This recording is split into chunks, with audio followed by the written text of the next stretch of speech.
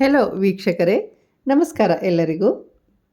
ಇವತ್ತು ನಾನು ನಿಮ್ಮ ಜೊತೆ ಒಂದು ಸಿಂಪಲ್ ಆದಂತಹ ಪರೋಟ ಮತ್ತು ಈರುಳ್ಳಿ ಪಲ್ಯೆಯ ರೆಸಿಪಿಯನ್ನು ಶೇರ್ ಮಾಡ್ಕೊಳ್ತಾ ಇದ್ದೇನೆ. ಇದು ನಾವು ಚಪಾತಿ ಮಾಡ್ತೀವಲ್ವಾ, ಅದೇ ರೀತಿಯಲ್ಲೇ ಚೂರು ಡಿಫ್ರೆಂಟಾಗಿ ಮಾಡಿದರೆ ಟೇಸ್ಟು ಕೂಡ ತುಂಬ ಸೂಪರಾಗಿ ಬರುತ್ತೆ. ಇಲ್ಲಿ ನೋಡಿ, ಇದು ಪರೋಟ ಯಾವ ರೀತಿ ಬಂದಿದೆ ಅಂತ ನಿಮಗೆ ನಾನು ತೋರಿಸ್ತಾ ಇದ್ದೇನೆ. ಈಗ ನಾನು ಗೋಧಿ ಹಿಟ್ಟನ್ನು ಸಾಣಿಸ್ಕೊಂಡು 2 ಸ್ಪೂನ್ ಎಣ್ಣೆಯನ್ನು ಹಾಕ್ಕೊಂಡು, ನಾರ್ಮಲ್ ನಾವು ಚಪಾತಿ ಹಿಟ್ಟು ಕಲಿಸ್ತೀವಲ್ವ ಅದೇ ರೀತಿ ನಾನು ಕಲಿಸ್ಕೊಂಡಿದ್ದೇನೆ. ಮೇಲೆ ಒಂಚೂರು ಎಣ್ಣೆಯನ್ನು ಸವರಿ ಅದನ್ನು ಮುಚ್ಚಿಡ್ತಾ ಇದ್ದೇನೆ.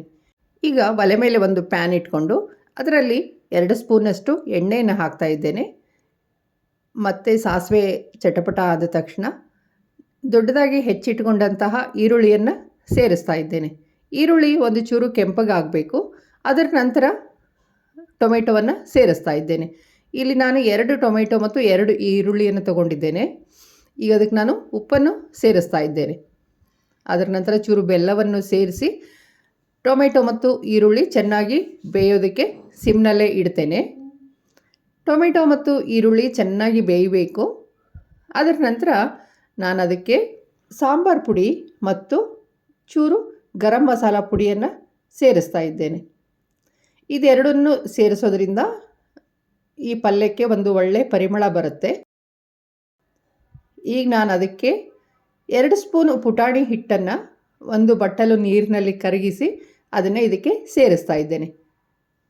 ಮತ್ತು ಚೂರು ನೀರನ್ನು ಸೇರಿಸಿ ಅದನ್ನು ಸರಿಯಾದ ಕನ್ಸಿಸ್ಟೆನ್ಸಿ ಬರೋವರೆಗೂ ಮಿಕ್ಸ್ ಮಾಡ್ತಾ ಇದ್ದೇನೆ. ಈಗ ಅದಕ್ಕೆ ನಾನು ಮೆಣಸಿನ ಪುಡಿಯನ್ನು ಸೇರಿಸ್ತಾ ಇದ್ದೇನೆ. ಈ ಪಲ್ಯ ರೊಟ್ಟಿ ಚಪಾತಿ ಜೊತೆಗೂ ತುಂಬ ಚೆನ್ನಾಗಿರುತ್ತೆ, ಹಾಗೆ ದೋಸೆ ಜೊತೆಗೂ ಕೂಡ ಸೂಪರ್ ಕಾಂಬಿನೇಷನ್. ಈಗ ಅದಕ್ಕೆ ನಾನು ಕೊತ್ತಂಬರಿ ಸೊಪ್ಪು ಮತ್ತು ಸ್ವಲ್ಪ ಈರುಳ್ಳಿ ಸೊಪ್ಪು ಇತ್ತು ಅಂತ ಅದನ್ನು ಸೇರಿಸಿದ್ದೇನೆ.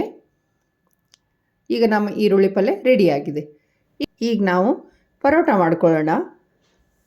ಈಗಾಗಲೇ ನಾನು ಕಲಸಿಟ್ಟಂತಹ ಹಿಟ್ಟನ್ನು ತಗೊಂಡು ನಾರ್ಮಲ್ ನಾವೆಲ್ಲ ಚಪಾತಿ ಮಾಡ್ತೀವಲ್ವ ಅದೇ ರೀತಿ ಉಳ್ಳಿ ಮಾಡಿಕೊಂಡು ನಾನು ಚಪಾತಿಯನ್ನು ಲಟ್ಟಿಸ್ತಾ ಇದ್ದೇನೆ. ಚಪಾತಿಯನ್ನು ಸ್ವಲ್ಪ ತೆಳುವಾಗಿಯೇ ಲಟ್ಟಿಸ್ತಾ ಇದ್ದೇನೆ. ಇದರಿಂದ ಪರೋಟ ತುಂಬ ಚೆನ್ನಾಗಿ ಬರುತ್ತೆ. ಹೀಗೆ ತೆಳುವಾಗಿ ಲಟ್ಟಿಸ್ಕೊಂಡ ನಂತರ ಅದಕ್ಕೆ ನಾನು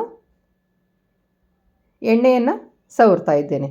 ಇದು ಬೆಳ್ಳುಳ್ಳಿ, ಕೊತ್ತಂಬರಿ ಸೊಪ್ಪು ಮತ್ತು ಈರುಳ್ಳಿ ಸೊಪ್ಪು ಇದನ್ನು ನಾನು ಸಣ್ಣದಾಗಿ ಹೆಚ್ಚಿ ಇಟ್ಕೊಂಡಿದ್ದೇನೆ. ಈಗ ಆ ಎಣ್ಣೆ ಸವರಿಕೊಂಡಂತಹ ಚಪಾತಿ ಮೇಲೆ ಚೂರು ಬೆಳ್ಳುಳ್ಳಿ ಪೀಸಸ್ಸು ಮತ್ತು ಕೊತ್ತಂಬರಿ ಸೊಪ್ಪು ಮತ್ತು ಸ್ವಲ್ಪ ಈರುಳ್ಳಿ ಸೊಪ್ಪನ್ನು ಹಾಕಿ ಅದನ್ನು ಮೇಲ್ಗಡೆ ಮತ್ತೆ ಚೂರು ಒಣ ಹಿಟ್ಟನ್ನು ಉದುರಿಸಿ ಅದನ್ನು ಈ ರೀತಿ ನಾನು ಮಡಿಚ್ತಾ ಇದ್ದೇನೆ. ಚೂರು ಹೀಗೆ ಪ್ರೆಸ್ ಮಾಡ್ತಾ ಮಾಡ್ತಾ ನಾನು ಅದನ್ನು ಮಡಚ್ಕೋತಾ ಇದ್ದೇನೆ. ಅದು ಮಡಚ್ಕೊಂಡ ನಂತರ ಅದನ್ನು ನಡುವೆ ಉದ್ದಕ್ಕೆ ನಾನು ಚಾಕುವಿನಿಂದ ಕಟ್ ಮಾಡ್ಕೊಳ್ತಾ ಇದ್ದೇನೆ.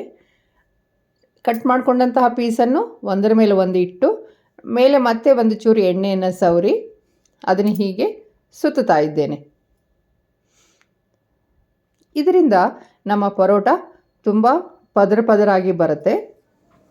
ನಾನು ಅದೇ ರೀತಿಯಲ್ಲಿ ಇಲ್ಲಿ 4 ಪರೋಟಗಳನ್ನು ಮಡಚಿ ಸುತ್ತಿ ಇಟ್ಕೊಂಡಿದ್ದೇನೆ. ಈಗ ಅದನ್ನು ಒಂದೊಂದಾಗಿ ಲಟ್ಟಿಸಿ ಬೇಯಿಸ್ತೇನೆ. ಇದಕ್ಕೆ ನಾನು ನಾರ್ಮಲ್ ನಾವು ರೊಟ್ಟಿ ಚಪಾತಿ ಮಾಡ್ತೀವಲ್ವ ಅದೇ ಹಂಚನ್ನು ಒಲೆ ಮೇಲೆ ಕಾಯ್ಲಿಕ್ಕೆ ಇಟ್ಟಿದ್ದೇನೆ. ಈಗ ಅದರ ಮೇಲೆ ನಾನು ಈ ಪರೋಟವನ್ನು ಬೇಯಿಸ್ತಾ ಇದ್ದೇನೆ. ನಾನು ಇದಕ್ಕೆ ತುಂಬ ಎಣ್ಣೆಯನ್ನು ಏನೂ ಬಳಸಿಲ್ಲ. ನಾರ್ಮಲಾಗಿ ನಾವು ಚಪಾತಿಗೆ ಎಣ್ಣೆ ಬಳಸ್ತೀವಲ್ಲ ಅಷ್ಟೇ ಬಳಸಿದ್ದೇನೆ. ಈಗ ಇದನ್ನು ಹೀಗೆ 2 ಸೈಡು ಚೂರು ಕೆಂಪಗಾಗೋವರೆಗೂ ಇದನ್ನು ಬೇಯಿಸ್ತಾ ಇದ್ದೇನೆ. ನಾರ್ಮಲ್ ಚಪಾತಿ ಮಾಡ್ಕೊಳ್ಳೋದಕ್ಕಿಂತ ಒಂದು ಸಾರಿ ಹೀಗೆ ಡಿಫ್ರೆಂಟಾಗಿ ಈ ಪರೋಟವನ್ನು ಮಾಡಿಕೊಂಡು ಹೇಗಿತ್ತು ಅಂತ ನನಗೆ ಕಾಮೆಂಟ್ ಮುಖಾಂತರ ತಿಳಿಸಿ. ನಮ್ಮ ಮನೆಯಲ್ಲಿ ಈ ಪರೋಟ ಎಲ್ಲರಿಗೂ ತುಂಬ ಇಷ್ಟ ಆಗಿತ್ತು. ನೀವು ಈ ಪರೋಟಾಗೆ ಬರೀ ಕೊತ್ತಂಬರಿ ಸೊಪ್ಪನ್ನು ಅಷ್ಟೇ ಬೇಕಿದ್ದರೂ ಬಳಸಬಹುದು. ಎಣ್ಣೆ ಬದಲಿಗೆ ಚಪಾತಿ ಒಳಗಡೆ ಹಚ್ಚಲಿಕ್ಕೆಲ್ಲ ಬೆಣ್ಣೆಯನ್ನು ಬಳಸಬಹುದು. ಅದು ಸೂಪರ್ ಆಗಿರುತ್ತೆ. ಇಲ್ಲಿ ನೋಡಿ, ನನ್ನ ಪರೋಟ ಈ ರೀತಿ ಬಂದಿದೆ. ಈ ವಿಡಿಯೋವನ್ನು ನೀವು ನೋಡಿದ್ದಕ್ಕಾಗಿ ನನ್ನ ಧನ್ಯವಾದಗಳು. Thank you.